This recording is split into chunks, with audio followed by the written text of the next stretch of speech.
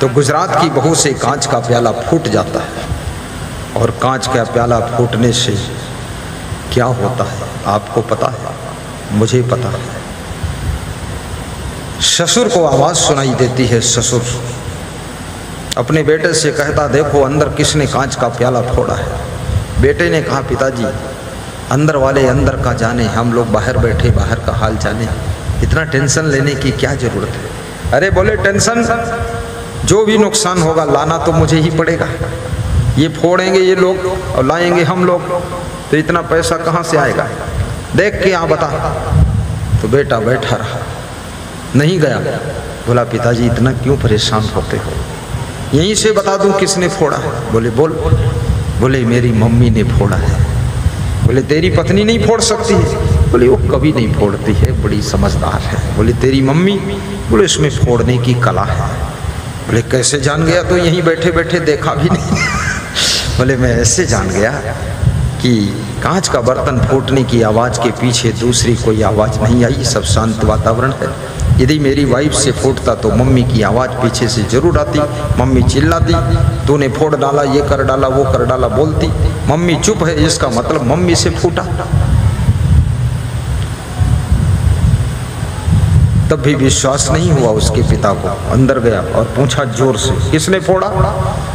तो अंदर से वो माँ निकली, मैं मुझसे फूटा है, क्या करोगे? बोले, तो कुछ भी नहीं करूँगा। ठीक है, कोई बात नहीं। बैठ गया जाकर। अंदर से बहू निकल कर आती है, अपनी सासू के पैर पकड़ लेती है। सासू ने कहा, क्यों पैर पकड़ रही हो? बहू ने कहा कि धन्य हो सासू, कांच का प्याला तो वास्तव में मुझसे फूटा था, लेकिन मेरी गलती को आपने अपने ऊपर ले लिया। बहुत महान हो आप, लक्ष्मी अवतार। बहू, तू समझती मैं बहू हूँ, मैं समझती हूँ मेरी एक बेटी विदा हो गई, दूसरी बेटी आ गई। तेरा जो ससुर है थोड़ा गर्म दिमाग का है, थोड़ी सी गलती हो जाए ये टूट पड़ता है। तो मैंने इसलिए तेरी गलती अपने ऊपर ले लिया कि तेरा ससुर सबको डराता है, लेकिन थोड़ा मेरे से खुद डरता है। इसलिए शांत हो गया मैटर। जिस घर में ऐसे लोग हैं कि दूसरों को बचाने के लिए भी गलती अपने ऊपर ले लेते हैं, उस घर में कलह कलेश नहीं होता है। और जिस घर के लोग अपनी गलती का आरोप भी दूसरों के ऊपर थोप देते हैं, उस घर में कभी शांति और प्रेम नहीं रह जाता है। इसलिए याद रखना, दूसरों को गलतियों में फंसाने की कोशिश मत करिए, बल्कि किसी से गलती हो गई हो उसको बचाने के लिए खुद पर गलती स्वीकार कर लीजिए, तो आपका घर स्वर्ग का मंदिर बन जाएगा। आपके घर में, आपके घर की बहू जब शुरू में आती है बहुत कोमल है, जब वही बहू माँ बन जाती है तो थोड़ा मजबूत हो जाती है, और जब वही सासू बन जाती है तो पूरा हिमालय की चट्टान हो जाती है, भारी मजबूती आती है। लेकिन ये धीरे धीरे, इसलिए घर की नारियों के साथ में भी कोमल बर्ताव कीजिए, गुरु के साथ में भी कोमलता से व्यवहार कीजिए, और फूल के साथ बड़ी कोमलता रखिए। पंखुड़ी टूट सकती है, कितने लोगों का मन फूल जैसा कोमल होता है, ये साधारण बात नहीं है। आप ज्यादा उनको कुछ बोल दोगे बिल्कुल कुंभला जाएंगे। परंतु याद रखना, ये संसार सहनशीलता रखने वालों के लिए ही सुखद है। अगला व्यक्ति तुम्हारे साथ में कब कैसा कौन सा व्यवहार कर सकता है कोई पता नहीं। ध्यान रखना, तुम अपने आप को सहनशील भी बनाओ, गम भी खा लिया करो, और दूसरों को क्षमा भी कर दिया करो। जो क्षमा करता है उसको शास्त्रों में बड़ा कहा गया है, और जो क्षमा मांगता है उसको उससे भी बड़ा कहा गया है। क्षमा करना कठिन है, लेकिन क्षमा मांगना बहुत कठिन है। क्षमा मांगने का अर्थ है कि इस व्यक्ति ने अपने अहंकार को खत्म कर दिया है, और क्षमा करने का अर्थ यह है कि इसने अपने क्रोध की ज्वाला को बुझा दिया है। जो इसके अंदर तुम्हारे प्रति गुस्सा आई थी, गलती तुमने किया था, उस गुस्सा की आग को ये पी गया, बुझा दिया है। और बहुत सी गलतियां ऐसी हैं जहां क्षमा की आवश्यकता है। कुछ गलतियां ऐसी हैं जहां कुछ दंड देने की आवश्यकता है। कुछ गलतियां ऐसी हैं जिनमें थोड़ा समय का इंतजार करने की आवश्यकता है, क्योंकि और एक ही प्रकार की गलती अनेक लोगों से होती है। अनेक लोगों की स्थिति को भी समझना, क्योंकि गलती तो हो गई, पर उनकी कंडीशन, पोजीशन, सिचुएशन को देखकर डिसीजन लेना।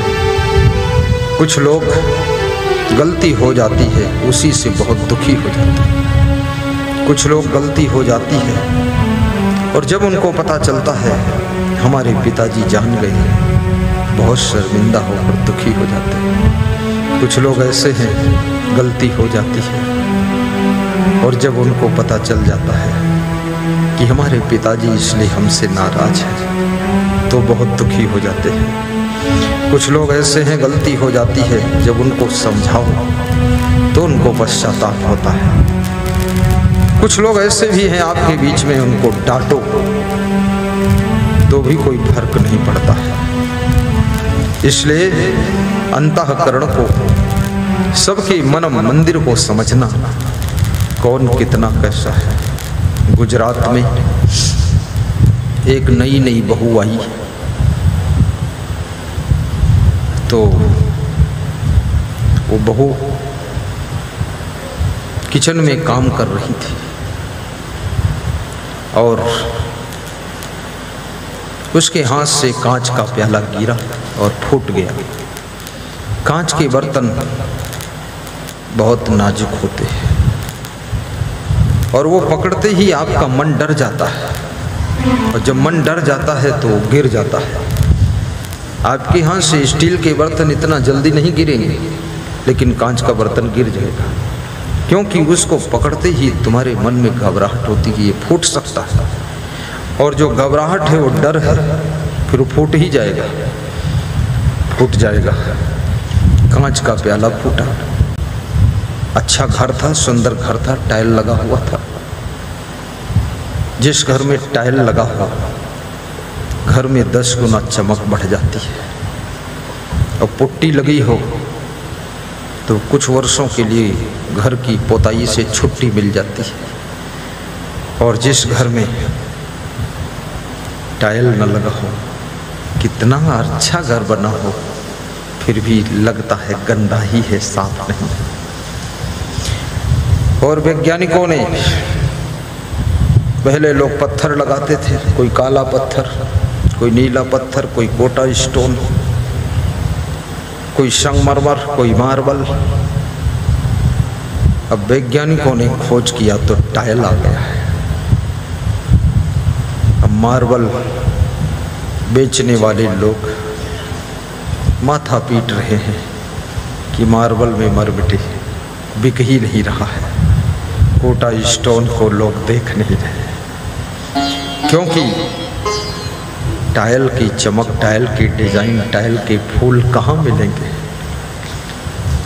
तो टाइल लगा हुआ था, फट से कांच का प्याला फूटा, आवाज हुई। पिता पुत्र दोनों पढ़ रहे थे अखबार, ड्राइंग रूम में बैठे ही।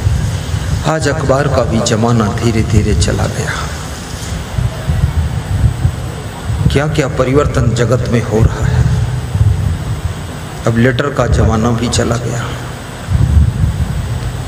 मोबाइल ने बहुतों का काम छीना है और मोबाइल ने बहुत कुछ कमांड किया है और मोबाइल ने बहुतों को बर्बाद भी किया है और मोबाइल ने बहुतों को मिटा भी दिया है।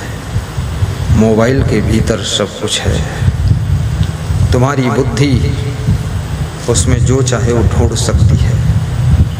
इसलिए कहते हैं बालक के हाथ में गया हुआ चाकू बालक के हाथों को काट देता है, ऐसे अज्ञानी मनुष्य के हाथ में पहुंचा हुआ मोबाइल उसकी जिंदगी को भी काट छाट कर खत्म कर देता है। इसलिए समझदार व्यक्ति के हाथ में मोबाइल जब पहुंचता है, पूरे वर्ल्ड लेवल पर वो बिजनेस को संभालता है, पॉलिटिक्स को संभालता है, सर्विस को संभालता है, कंट्रोल करता है। लेकिन ना समझ के हाथ में जब मोबाइल पहुंचता है तो उसमें केवल और केवल फिल्म देखता रहता है, पफ देखता रहता है। जिंदगी रफ हो रही है और पफ चल रहा है। इतने इतने ऐप है, पूरा वर्ल्ड एक साथ जुड़ गया है। याद रखना, जीवन में कोई चीज़ आपको मिले उसका सदुपयोग कीजिए, आप बहुत आगे बढ़ोगे। धनवान बनना भी जरूरी है, महान बनना भी जरूरी है, गुणवान चरित्रवान बनना भी जरूरी है। क्योंकि धनहीन व्यक्ति अभावग्रस्त जिंदगी जी करके दुखी रहता है। धनवान व्यक्ति अपनी आवश्यकताओं को पूर्ण करके दूसरों को भी सहयोग देने की सामर्थ्य प्राप्त करता है। बुद्धिमान व्यक्ति का मैनेजमेंट टॉप का रहता है। बुद्धिमान भी बनने की कोशिश करो, हर कार्य को सेटिंग से करो, संकोच मत करो और दिन भर में 2-4 बार जोर से हंसा भी करो, मुस्कराया भी करो। तुम्हारे पास सुबह से शाम तक हंसने के लिए, मुस्कुराने के लिए, खुश होने के लिए बहुत सी चीजें। मैं गुजरात में पैदल जा रहा था, पादरा सिटी में। ये बड़ोदरा का तालुका है पादरा, जिसको यहाँ आप तहसील कहते हो वहाँ तालुका कहते हैं। तो मेरे साइड से एक कार निकली, तो सामने बहुत बड़ा ब्रेकर था। ब्रेकर ड्राइवर समझ नहीं पाया, कार जोर से उछल गई। जो उसमें पीछे बैठा था वो बहुत जोर उछल कर गिरा, उसी में गिरा अंदर है, तो गिर कर उसी में पड़ा था और हंस रहा था। तब तक हम उसके पड़ोस पहुंचे, तो हमने कहा हंस रहे हो? बोले अब गिर तो गए ही है और चोट भी लग गई, दांत भी बज गए, हिल गए, लेकिन अब हंसते इसलिए हैं कि रोने से भी कोई फायदा नहीं। जिंदगी में जो होता है उसको स्वीकार करके हंसते हंसते एहसास कीजिए। भगवान कृष्ण हंसते थे, भगवान राम मुस्कुराते थे। कभी कभी मुस्कुरा कर काम करो। और कभी भी दिन बदल सकते हैं, वक्त बदल सकता है, समय परिवर्तन हो सकता है, भाग्य में फेरबदल हो सकता है। नेपोलियन बोनापार्ट जब युद्ध हार जाता है, बंदी बना लिया जाता है, एक टापू पर उसको रखा गया, तो उसके साथ में एक डॉक्टर था। सुबह सुबह प्रातः मॉर्निंग वॉक में जाता था। उस डॉक्टर से उसका प्रेम हो गया। आपके साथ में जो व्यक्ति मिलता है सुबह से शाम तक, या तो उससे तुम्हें प्रेम हो जाता है, या तो फिर उससे द्वेष हो जाता है, या फिर उससे तुम जुड़ जाते हो, या उससे तुम दूर हो जाते हो, मुड़ जाते हो, और सभी से प्रेम भी नहीं हो पाता है। कुछ आत्माएं पूर्व जन्म की तुम्हारी प्रेमी होती हैं, वह मिलते ही तुमको इतना अच्छा लगने लगता है उनके साथ। बड़ा योग संयोग है ये, बड़ी प्रारब्ध की बात है। कभी कभी कितने बाप बेटे में 36 का आंकड़ा रहता है तो बाप बेटे, तालमेल बनता ही नहीं। एक पिता कह रहा था मेरे बच्चे से बचपन से ही मेरा मैच नहीं करता है, तो बच्चा बोला मेरे पापा से मेरा बिल्कुल मैच नहीं करता है। तो हमने कहा बात क्या है? बोले कि उनका हमें कुछ भी पसंद नहीं है। बाप बोला यही बात हमारे अंदर भी है, लगता है हम दोनों दुश्मन इकट्ठे हो गए। ये सौभाग्यशाली हैं वह लोग जो पूर्व जन्म की प्रेमी आत्माएं एक जगह एक घर में इकट्ठी हो जाती हैं, कभी बहू बनकर, कभी सासू बनकर, कभी पिता बनकर, कभी माँ बनकर, कभी बेटा बेटी बनकर, कभी दादा दादी बनकर के, और कभी